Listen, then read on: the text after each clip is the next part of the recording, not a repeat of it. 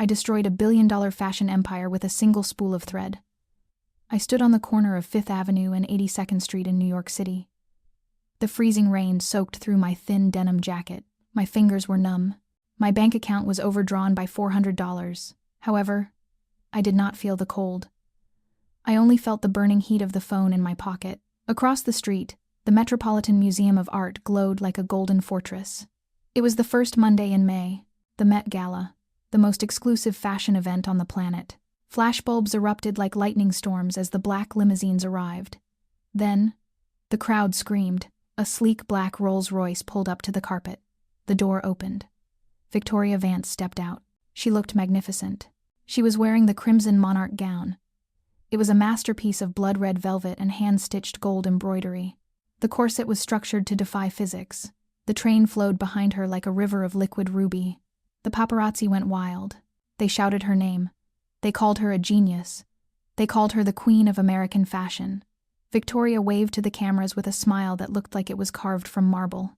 She posed. She turned. She soaked in the adoration of the entire world.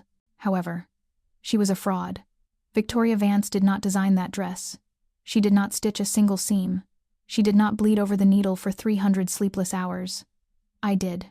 My name is Sarah Miller. I was the ghost in her machine. For 5 years, I was the invisible hand that kept the Vance brand alive. I lived in the basement of her Soho studio. I ate her leftovers. I created the designs that won her awards, and 6 hours ago, she tried to erase me. I gripped the phone in my pocket tighter. My knuckles turned white. On the screen, I had a remote access app open. It was connected to a tiny, microscopic microcontroller embedded in the lining of the Crimson Monarch. Victoria Vance thought the dress was finished. She thought the gold thread was just imported silk from Italy. She was wrong. The thread was a prototype smart material I had developed in secret. It was heat-sensitive. It was tension-reactive. And it was connected to the local network I had built into the corset. I watched the giant live-stream monitors outside the museum. A reporter shoved a microphone in Victoria's face. The reporter asked her where she found the inspiration for such a legendary design. Victoria laughed. It was a sound like breaking glass. She claimed the inspiration came to her in a dream. She claimed she spent months alone in her Hamptons estate, weaving the fabric herself. She looked directly into the camera and lied without blinking. I felt a tear mix with the rain on my cheek. It was not a tear of sadness. It was a tear of pure rage. She had taken everything from me. She took my name. She took my money. She took my dignity. She even threatened to put my sick mother on the street if I ever spoke the truth. But she made one fatal mistake. She let me finish the dress. I looked down at my phone. The signal bar was green. The release button was pulsing red. I did not hesitate. I did not tremble. I remembered the look in her eyes when she had security throw me onto the dirty sidewalk this morning. I remembered the bruise on my arm where the guard grabbed me. I pressed the button. On the red carpet, Victoria Vance took a step forward. Suddenly, a soft, ripping sound echoed through the microphone system. It sounded like a zipper tearing open. Victoria stopped. She looked confused. She looked down at her waist. The gold embroidery on the bodice began to glow. Then, it began to unravel. The smart thread received the signal to lose tension. The seams dissolved. The magnificent crimson monarch gown did not just fall off. It disintegrated. The heavy velvet panels separated from the corset. The skirt detached from the waistline. In less than 3 seconds, the most expensive dress of the year fell to the red carpet in a pile of useless red rags. Victoria shrieked. She stood there in her nude shapewear, exposed to 1,000 high-definition cameras. The crowd gasped. The silence was deafening. But the show was not over. As the dress fell away, it revealed the inner lining of the fabric. I had printed a pattern on the inside of the velvet. It was not a floral print. It was not a logo. It was a giant, high-contrast QR code. Every camera zoomed in. Every smartphone in the crowd automatically scanned it. Within seconds, millions of people were redirected to a website I had launched 5 minutes ago. The website contained a single video. It was a time-lapse recording of me, Sarah Miller, sewing every single stitch of that dress in a dark basement, crying while Victoria Vance screamed at me to work faster. The internet exploded. The flashbulbs blinded her. Victoria tried to cover the code with her hands, but it was too late. The truth was out. The queen was naked. And I was just getting started. To understand why I burned down a kingdom, you must first understand the cage I lived in. My name is Sarah Miller. 3 years ago, I was a 22-year-old prodigy at the Parsons School of Design. I was hungry, I was talented, and I was desperate. I did not just study fashion. I studied textile engineering. I was obsessed with the intersection of fabric and technology. I dreamed of creating clothes that could move, breathe, and change shape. However, dreams do not pay the rent in New York City. Dreams do not pay for dialysis. My mother, Eleanor, was diagnosed with end-stage renal disease during my final semester. Her kidneys were failing. The medical bills were a tsunami that swallowed our entire life. We sold our small house in Queens. It was not enough. We maxed out 6 credit cards. It was not enough. Then, the devil knocked on my door. Victoria Vance attended my graduate showcase. She saw my final thesis project. It was a kinetic dress that changed color based on the wearer's heart rate. Victoria did not applaud. She did not smile. She simply walked up to me and offered me a job. However, it was not a normal job offer. I dreamed of creating clothes that could move, breathe, and change shape. However, dreams do not pay the rent in New York City. Dreams do not pay for dialysis. My mother, Eleanor, was diagnosed with end-stage renal disease during my final semester. Her kidneys were failing. The medical bills were a tsunami that swallowed our entire life. We sold our small house in Queens. It was not enough. We maxed out 6 credit cards. It was not enough. Then, the devil knocked on my door. Victoria Vance attended my graduate showcase. She saw my final thesis project. It was a kinetic dress that changed color based on the wearer's heart rate. Victoria did not applaud. She did not smile. She simply walked up to me and offered me a job. However, it was not a normal job offer. For 3 years, I lived in the sub-basement of her flagship store on Spring Street in Soho. Victoria called it the lab. I called it the dungeon. It had no windows. The air smelled of ozone and hot iron. The walls were lined with corkboards covered in Victoria's impossible demands. I worked 18 hours a day. I designed the Celestial collection that won Victoria the Designer of the Year award. I engineered the liquid silk suit that was worn by the First Lady. Victoria accepted the trophies. Victoria gave the interviews. I sat in the dark and watched the ceremony on a cracked iPad. Victoria treated me like a high-functioning appliance. She would storm into the basement at 2 a.m.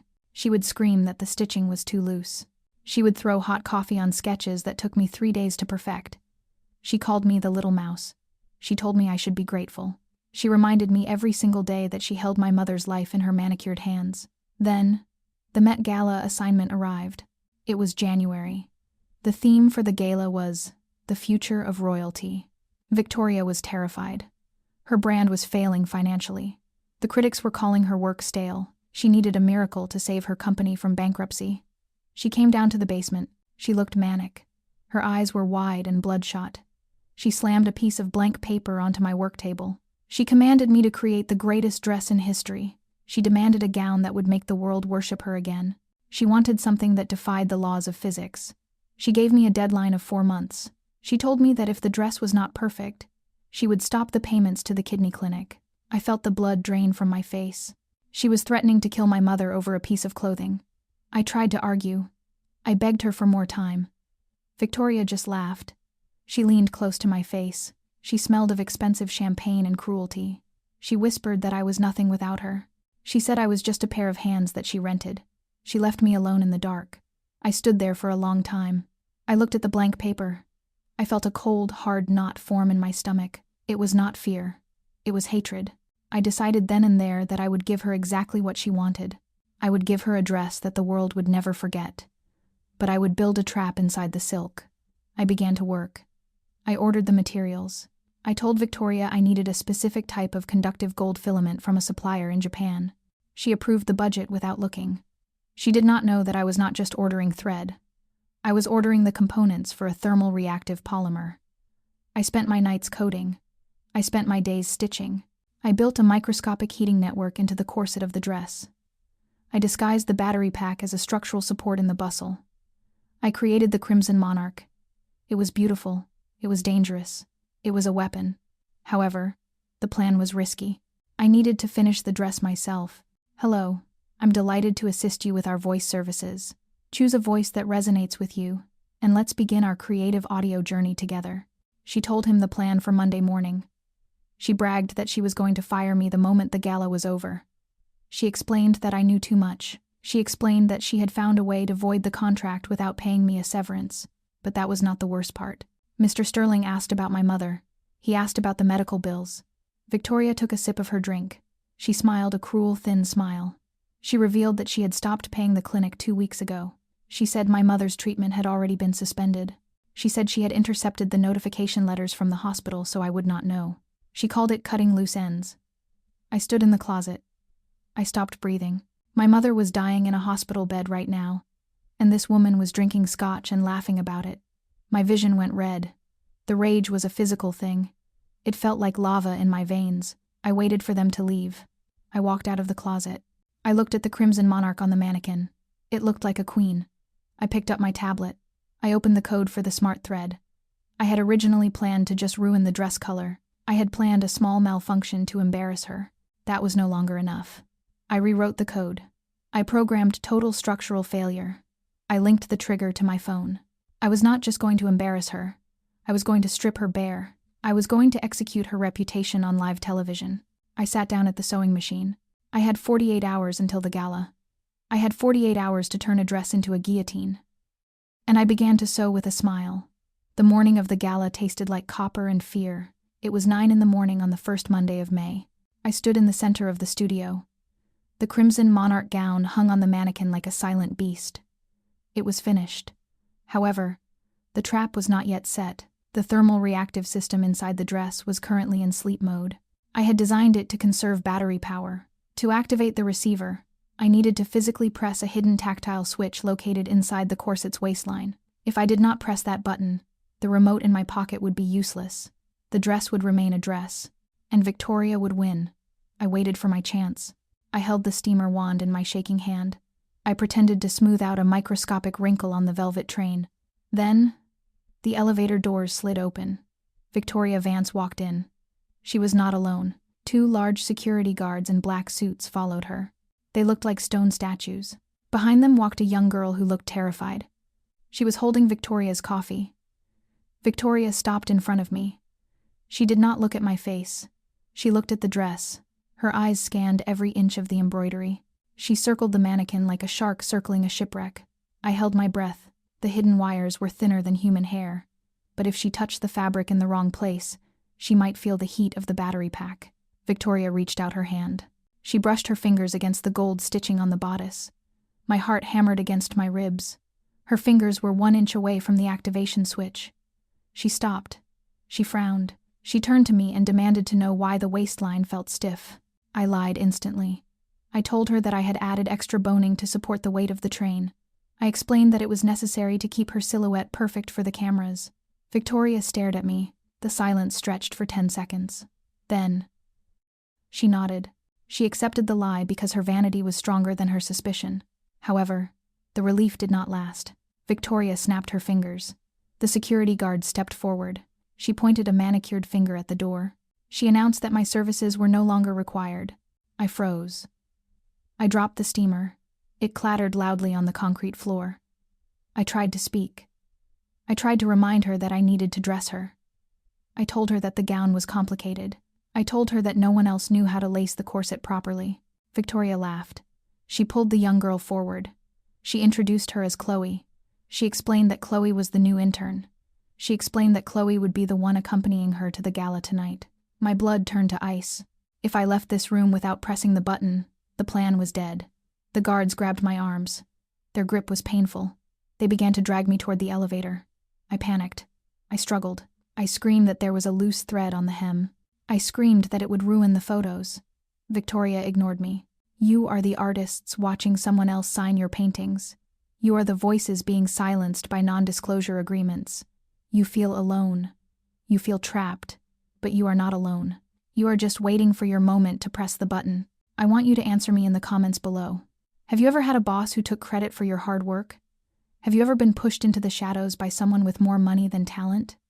Tell me your story. Let it out. Because silence is the only thing that keeps them in power. If you enjoyed watching the Queen fall, please hit the like button. Share this story with someone who needs to hear it. My name is Sarah Miller. I am the CEO of Miller & Sterling. And I promise you one thing. I will never sew in the dark again. They escorted me to the back alley. They tossed my bag onto the wet pavement. One of the guards loomed over me. He warned me that if I was seen near the building again, he would break my fingers. The heavy steel door slammed shut. I sat in the puddle of dirty rainwater. I was bruised. I was humiliated. But I was smiling. The dress was live. However, the universe was not done punishing me. My phone buzzed in my pocket. It was not the remote app. It was a call from Mount Sinai Hospital. I answered. The voice on the other end was cold and professional. It was the billing administrator. She informed me that my mother was being discharged. Right now, she explained that the account was 3 months overdue. They escorted me to the back alley. They tossed my bag onto the wet pavement. One of the guards loomed over me. He warned me that if I was seen near the building again, he would break my fingers. The heavy steel door slammed shut. I sat in the puddle of dirty rainwater. I was bruised. I was humiliated. But I was smiling. The dress was live. However, the universe was not done punishing me. My phone buzzed in my pocket. It was not the remote app. It was a call from Mount Sinai Hospital. I answered. The voice on the other end was cold and professional. It was the billing administrator. She informed me that my mother was being discharged. Right now, she explained that the account was 3 months overdue. I did not feel the fatigue. I only felt the burning need for destruction. I arrived at the Metropolitan Museum. The crowds were already forming. Thousands of people pushed against the metal barricades. Police officers were everywhere. I needed to be close. The remote signal had a range of 50 feet. If Victoria was too far away, the command would fail. I pushed through the tourists. I elbowed my way to the front of the line near the press tent. A police officer shouted at me to move back. I ignored him. I gripped the cold metal of the barricade. I waited. The rain fell harder. The limousines began to arrive. I watched the clock on my phone. 6:30. 7 o'clock. Victoria was late. Doubt began to creep into my mind. What if she changed her dress? What if Chloe found the battery pack? What if the rain short-circuited the system? My phone battery dropped to 10%. Then, I saw it. The black Rolls-Royce with the Vance Atelier flag on the hood. It turned the corner. It slowed down in front of the carpet. My heart stopped. This was it. The door opened. A foot in a gold stiletto stepped out. Victoria emerged. She was wearing the crimson monarch. It glowed under the lights. She looked invincible. She looked like she owned the world. She began to walk up the stairs. She was 60 feet away. Too far. I watched the signal bar on my app. 1 bar. Weak signal. I leaned over the barricade. I stretched my arm out as far as I could. The police officer took a step toward me. He reached for his baton. He shouted at me to get down. Victoria stopped to pose for a photographer. She was 55 feet away. "Come closer," I whispered. "Come closer, you witch." She took another step. 50 feet. The signal bar turned yellow. Then green. Connection established. I looked at her face one last time. She was smiling that fake, marble smile. She had no idea that her life ended in exactly 3 seconds. I unlocked my phone. My thumb hovered over the red button. I thought of my mother in the ambulance. I thought of the 3 years in the basement. I thought of the stolen sketches. "Goodbye, Victoria," I whispered. I pressed the button. I pressed the button. The signal traveled through the rainy air at the speed of light. It hit the receiver hidden in the bustle of the crimson monarch. The microprocessor woke up. It sent a surge of voltage into the heat-sensitive thread holding the bodice together. The effect was instant, and it was terrifyingly beautiful. On the red carpet, Victoria Vance froze. A look of confusion crossed her face. She felt the corset loosen. It did not loosen gradually. It snapped. Pop, pop, pop. The sound was like firecrackers going off against her ribs. The gold filament reached its melting point. It turned to gray dust. The structural integrity of the gown vanished. Victoria gasped. She grabbed at her chest. But she was grabbing at smoke. The heavy red velvet panels detached from the waistline. They slid down her body like oil. The magnificent train, which had cost $50,000, collapsed onto the wet red carpet. The sleeves disintegrated. The collar fell away. In less than 2 seconds, the queen of fashion was stripped. She stood there in her beige shapewear. She was shivering. She was exposed. She was vulnerable. The silence that followed was heavy enough to crush a man. The paparazzi stopped taking photos for exactly 1 heartbeat. The crowd stopped cheering. The entire world held its breath. Then, the flashbulbs exploded. It was a blinding wall of white light. 1,000 cameras captured the image of the fallen queen. Victoria shrieked. It was a high, thin sound of pure panic. She tried to cover herself with her hands. She tried to kick the pile of red fabric away. However, that was her second mistake. When the velvet panels fell to the floor, they flipped over. The inner lining was now facing the sky. The inner lining was facing the cameras. And the cameras saw the pattern. It was a massive, high-contrast quick-response code. It was printed in stark black and white on the silk lining. It covered 10 square feet of fabric. It was impossible to miss. I watched from the barricade. My heart was pounding in my throat like a war drum. "Scan it," I whispered. "Scan it." The crowd reacted instinctively. Curiosity is a powerful drug. The people in the front row raised their smartphones. The reporters zoomed their high-definition lenses onto the fabric. The algorithm on every camera recognized the code. A notification popped up on 1,000 screens simultaneously. Open link, thetruthaboutvance.com. They clicked. I saw the change happen in real time. I saw the faces of the reporters turn from shock to horror. I saw the fans in the crowd cover their mouths. The video on the website began to autoplay. I had edited it perfectly. It started with a clip from 3 months ago. The camera angle was low, taken from my hidden phone on the work table. In the video, Victoria Vance was screaming. Her face was twisted with ugly rage. She was throwing a cup of hot coffee at me. The audio was crystal clear. "You are a worthless rat, Sarah," the digital Victoria screamed. "Fix this hem or I will pull the plug on your mother myself." The crowd on Fifth Avenue heard it. Someone had connected their phone to a Bluetooth speaker. The voice of the elegant designer echoed off the stone walls of the museum. "I own you," the recording continued. "I own your name. I own your life." On the red carpet, the real Victoria heard her own voice. She stopped trying to cover herself. She looked around wildly. Her eyes were wide with terror. She realized that her mask had been ripped off along with her dress. She looked at the giant monitors outside the museum. They were broadcasting the live feed, and the live feed was showing the website. The video cut to a time-lapse. It showed my hands, my scarred, tired hands. It showed me stitching the gold thread for 18 hours straight. It showed me sleeping on the concrete floor. It showed me weeping silently while I pinned the hem. And at the bottom of the screen, a counter ticked up. Design credit, Sarah Miller. Hours worked, 300. Payment received, 0. The mood of the crowd shifted. It shifted from shock to anger. They began to boo. It started as a low rumble. Then it grew. "Thief!" someone shouted from the back. "Abuser!" someone else yelled. Victoria Vance stumbled back. She tripped on the ruins of the Crimson Monarch. She fell onto her knees in the rain. The beige shapewear was soaked with mud. She looked up. She looked for help. She looked at her publicist. The publicist turned her back and walked away. She looked at her lawyer. He was already on his phone, distancing himself. She was alone. Then, she saw me. I was still standing at the barricade. The police officer had lowered his baton. He was watching the video on his phone with a look of disgust. Victoria locked eyes with me. She saw the phone in my hand. She saw the red app still open on my screen. She knew. Her mouth opened. She tried to scream my name. She tried to blame me. She pointed a shaking finger at me. "She did this," Victoria shrieked. "Arrest her. She is a terrorist." But nobody was listening to her anymore. The cameras were not pointing at her face. They were pointing at the QR code. They were pointing at the evidence of her crimes. I did not run. I did not hide. I looked her dead in the eye. I raised my chin. And I smiled. It was the first time in 3 years that I had smiled with my whole soul.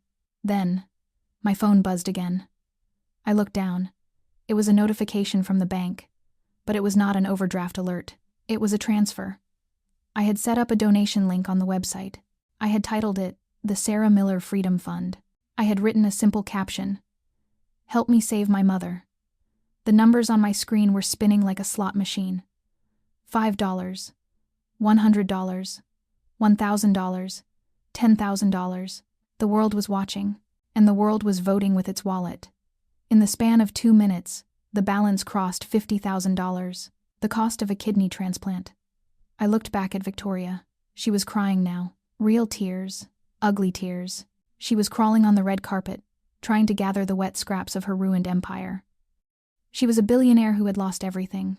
I was a pauper who had just won the lottery. However, the night was not over. A black SUV pulled up to the curb. It was not a limousine. It had blue lights on the dashboard. 2 federal agents stepped out. They were not there for me. They walked straight onto the red carpet. They walked straight to Victoria Vance. They did not care about the dress. They cared about what I had uploaded in the documents section of the website. I had not just uploaded the video. I had uploaded the financial records I found in the trash. I had uploaded the proof of tax evasion. I had uploaded the proof of money laundering through the charity fund. One of the agents pulled out a pair of handcuffs. The metal clicked around Victoria's wrists. The sound was louder than the thunder. She screamed. She kicked.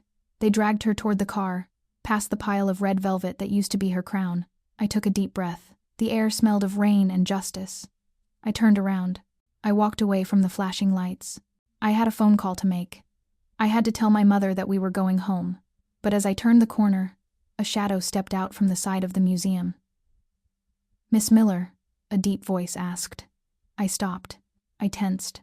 I prepared to run. A man stepped into the light. He was wearing a tuxedo. He was older. He had silver hair and kind eyes. I recognized him immediately. It was Alexander Sterling, the owner of the rival fashion house, the man Victoria hated most in the world. He looked at me. He looked at my phone. He looked at the chaos behind me. He extended his hand. "That was the most impressive piece of engineering I have ever seen," he said. I looked at his hand. I looked at his face. "What do you want?" I asked. My voice was raspy. "I want to offer you a job," he replied. "But not as an assistant," he smiled. "I want to make you the creative director of my new technology division, and I believe we have a lot to discuss." I looked back at the empty red carpet. The Crimson Monarch was just a pile of wet trash in the gutter. I turned back to Alexander. I shook his hand. "We can discuss it," I said. "But my rate just went up." "Double it," he said without blinking. I walked into the night. The rain had stopped.